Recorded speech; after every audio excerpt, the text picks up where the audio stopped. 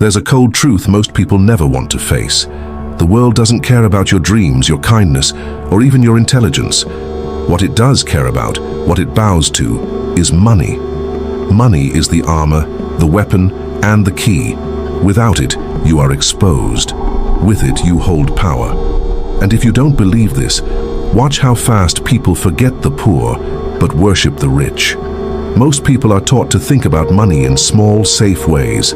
Save a little here, spend a little less there, and maybe one day you'll retire. But Machiavelli would laugh at this. He understood something most people refuse to admit. If you don't pursue massive wealth, if you don't fight to pile up so much money that it shields you, then you will always be under someone else's control. Think about it. When a man with money walks into a room, people lean in. When a man without it enters, people look away. Money changes the air around you. It bends rules, softens enemies, and draws allies. Even your mistakes are forgiven when you have money. But without it, even your smallest flaw is magnified. The common reaction to this truth is denial. People want to believe that character matters more, that love conquers all, that kindness brings rewards.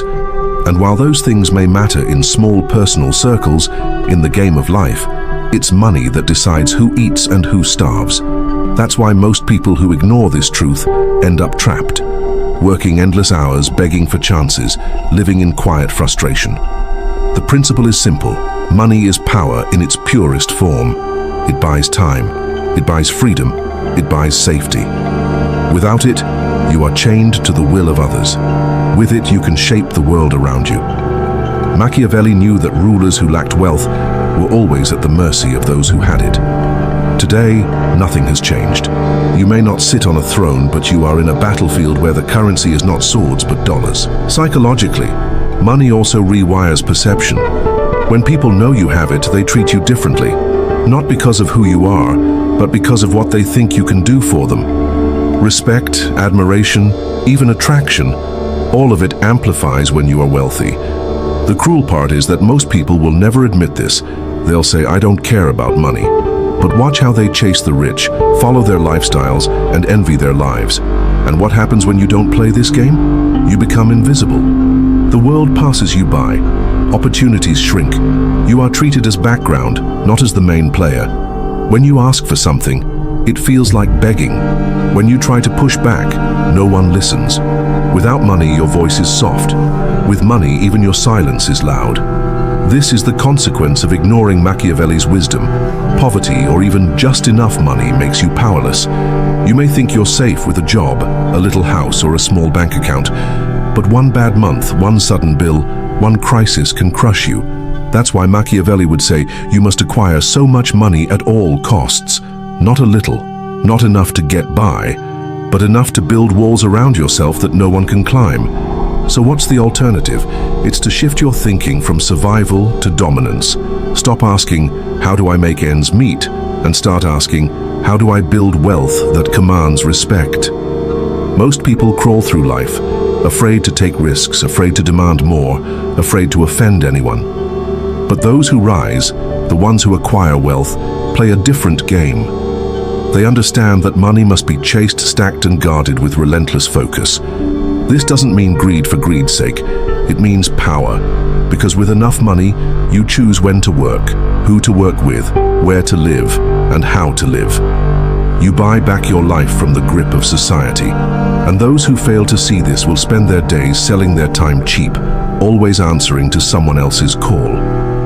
In business, think about who wins the contracts, who gets the leverage, who dictates the terms. It's not the desperate, it's the one who doesn't need the deal. And the only reason they don't need it is because they already have money. In relationships, think about who sets the pace. It's the one who has options, and money multiplies options endlessly. Even in politics, leaders rise and fall not because of noble speeches, but because of financial backing. When you start to see money as the ultimate weapon, your decisions change. You stop wasting time. You stop chasing temporary pleasures that drain your pockets. You start thinking like a ruler, not like a servant. Every dollar becomes a soldier, and your job is to send them out to conquer more. The poor spend their money as fast as they earn it. The rich make their money multiply. That's the only difference. But here's the trick, Machiavelli would whisper. Don't just aim to make a living. Aim to build a fortress. A fortress so strong that no storm can touch you. People will call you ruthless, obsessed, maybe even cold. But when trouble comes, when the world collapses, they'll look at you with envy. Because you'll be the one standing tall while they scramble for scraps. And here's the impact of walking this path. Suddenly, people chase you. They want your approval, your partnership, your time. The same world that ignored you before now bows its head. That's the transformation money brings. It flips the power dynamic. When you have nothing, you are at the mercy of everyone. When you have everything, they are at the mercy of you. Now, the real masters go even further. They don't just collect money, they weaponize it. They use it to buy influence, to silence enemies, to create loyalty. Sometimes they even hide their true wealth, letting others underestimate them while they quietly build empires. The advanced move is not just to make money, but to make it invisible until the right moment, when revealing it crushes all opposition. And the end game? Freedom. Not the kind of freedom people pretend to have when they're stuck working 40 years for a pension. Real freedom, the ability to say no, to walk away, to live without fear. That's what money buys. That's why Machiavelli would tell you, acquire so much of it that no one can ever chain you again. So remember this, every excuse you make, every delay, every moment you say, it's not about the money. Those are chains tightening around your neck. Break them. Pursue money like your life depends on it, because in many ways it does. Money is not just paper, not just numbers on a screen. It's trust, it's leverage, it's permission. And the truth is, the world gives more to the one who already has plenty. That's why you must aim for so much money, not just a little, because a little money buys groceries. But so much money buys silence. It buys doors opening before you even knock. It buys your children's future. Most people never make this leap in thinking. They live paycheck to paycheck, hoping for a raise or a bonus, trapped in a cycle. They say things like, I don't need much, just enough to be comfortable. That sentence is the very chain around their neck. Because once you think like that, you stop fighting. You stop climbing. You settle for crumbs while others are feasting. Machiavelli would tell you, comfort is the enemy. Once you think you have enough, you're already losing. Because while you sit back and enjoy small pleasures, someone else is building empires. Someone else is buying land, buying influence, buying the very laws you must follow. And one day, their power crushes you, while you whisper, but I was comfortable. Here's the psychology. Humans respect abundance. We bow to whoever has more. Even children understand this. The kid with the biggest toy gets attention. The man with the fastest car turns heads. The woman with the most expensive dress commands the room. This isn't about showing off, it's about how the human brain works. We are wired to follow strength. And money is the modern symbol of strength. Think about the consequences of not chasing massive wealth. Every bill becomes a stress. Every price increase is a punch in the stomach. You live in fear. Fear of losing your job, fear of getting sick, fear of something breaking. Fear controls you.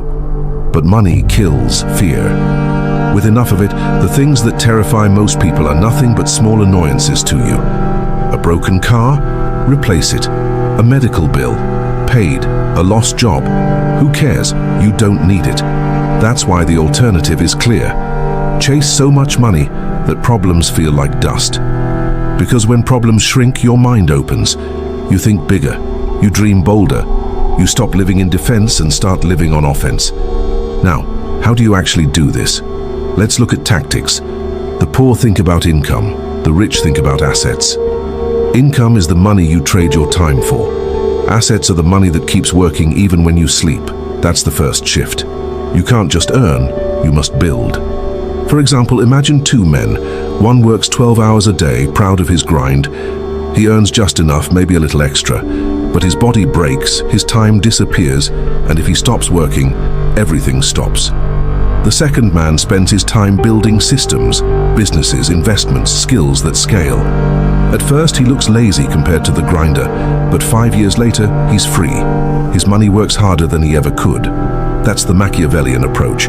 Another tactic: learn to love leverage. $1 wisely used can bring back 10. One relationship, wisely built, can bring back a lifetime of doors opening. The poor hoard money like it's precious gold. The rich deploy money like it's an army. Every dollar has a job to bring back more dollars. And here's where most people fail. They're afraid of risk. They'd rather stay safe and small. But Machiavelli would laugh at that.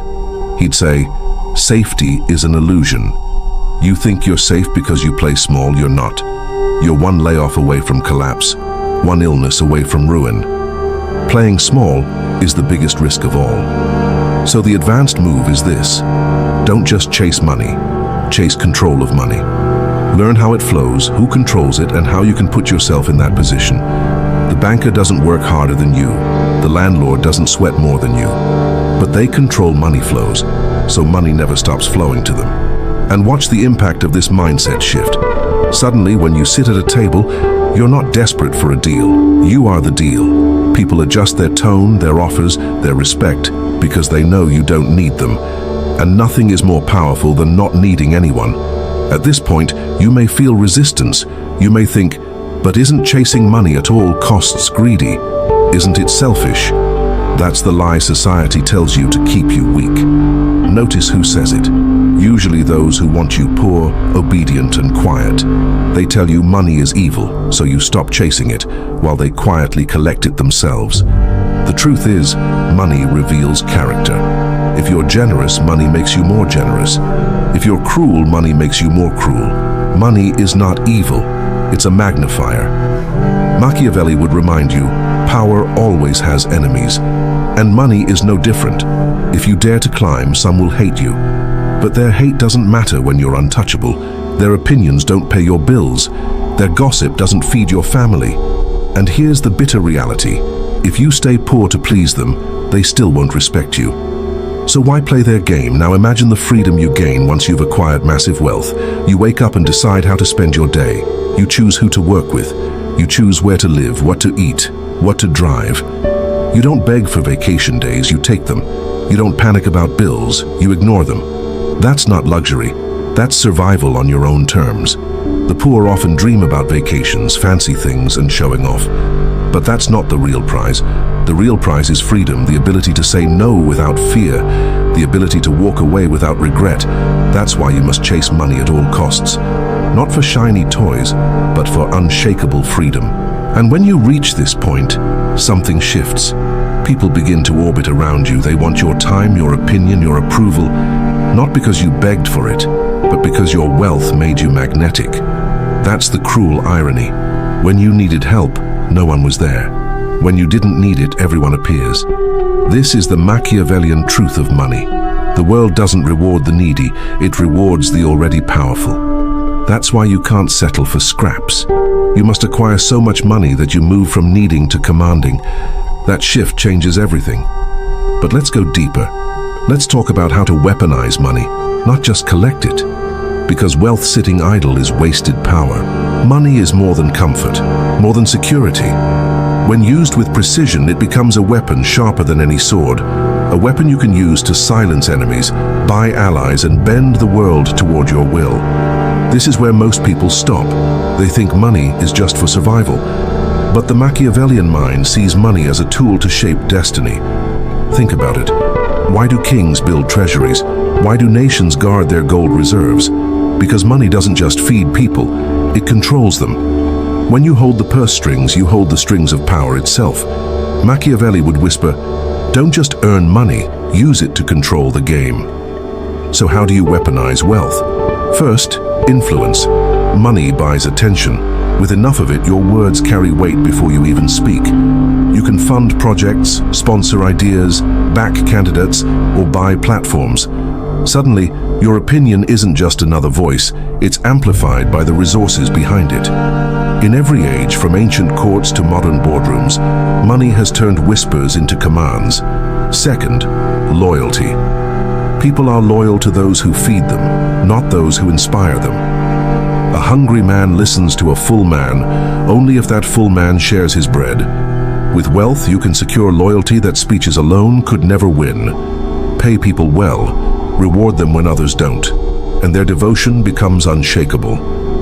This is how empires are built, not just on armies of soldiers, but on armies of paid believers. Third, silence. Money has the power to close mouths. An enemy screaming at you can be reduced to a whisper if you pay the right people at the right time. Sometimes this is legal, a settlement, a deal, a payoff.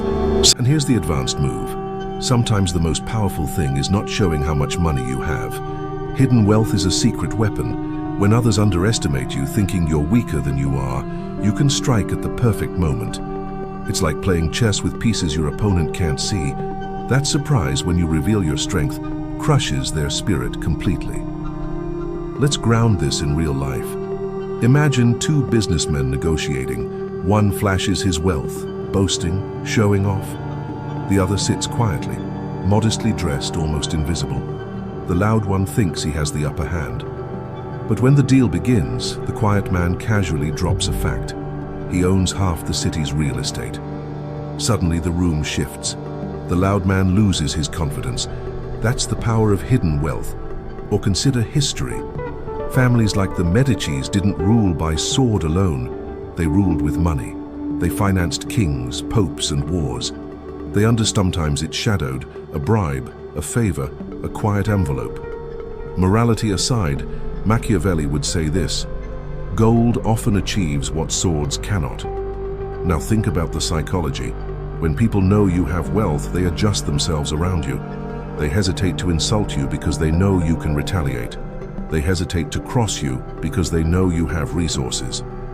Money creates an aura of danger, even without you lifting a finger. That's why many rulers don't need to scream or fight. Their wealth speaks for them. More land, more influence, more security. Invest them in assets that grow. Place them in people who bring returns. Deploy them in projects that multiply your reach. The poor save money in a box. The rich unleash it like an army. The impact of this is immediate. Imagine you're in a room with competitors. Everyone is arguing, fighting for scraps. Then you stand up and say, "I'll buy the whole table." Suddenly the fight is over. That's what money does. It ends debates. It silences opposition. It makes decisions final. But there's another level. Money as a shield. Power attracts enemies. Jealousy, envy, and hatred will follow you once you climb. But money stood that lending money to rulers made rulers dependent. The one who lends always owns the one who borrows. That lesson still holds today. Banks don't fight wars, yet nations kneel before them. That's weaponized wealth. Now think about the consequences of not seeing money this way. If you believe money is just for paying bills, you'll always live in reaction mode. You'll always be responding to crises, always on defense. But if you see money as a weapon, you go on offense. You stop waiting for opportunities, you create them. You stop fearing enemies, you disarm them. You stop begging for respect, you command it. Here's the Machiavellian alternative. Don't just collect money, direct it. Every dollar is a soldier. Don't let your soldiers sit idle. Send them to conquer power, but their descendants' power. This is why dynasties exist. The poor think in days, the rich think in centuries, and the end game, immortality. Because with enough money, your name outlives you. Buildings carry your name. Institutions bear your mark. Generations live in houses you built. That's why Machiavelli's lesson isn't just about living rich, it's about dying powerful. With enough money, your influence doesn't end when your heartbeat does. It continues like an echo through time. But let's strip this back to you. Right now, you may not be a king, a Medici, or a banker, but the rule still applies. Acquire so much money at all costs. Stop treating it as optional. Stop acting like it doesn't matter. Start seeing it as the weapon, the shield, and the throne it truly is. Because in this world, lets you defend yourself.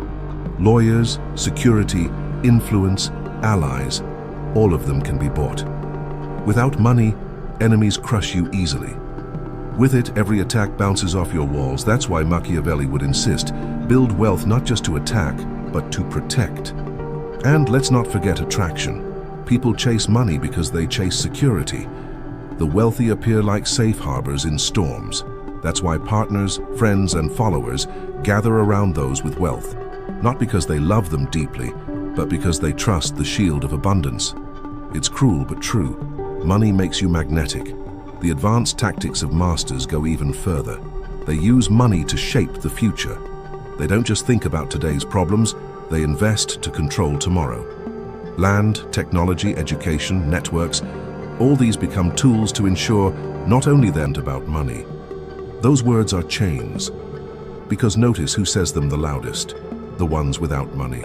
The ones forced to obey, forced to beg, forced to scrape by.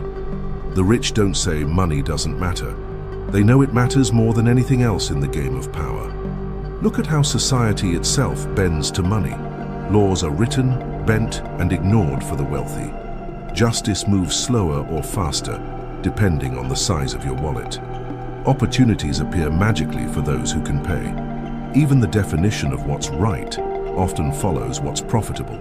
The world isn't fair, it's purchased. And if you don't have the means to buy your share, you will always be living under someone else's rules. Machiavelli's lesson is harsh, but it's liberating. Once you accept that money is the throne upon which power sits, you stop wasting time on illusions. You stop believing that hard work alone will save you.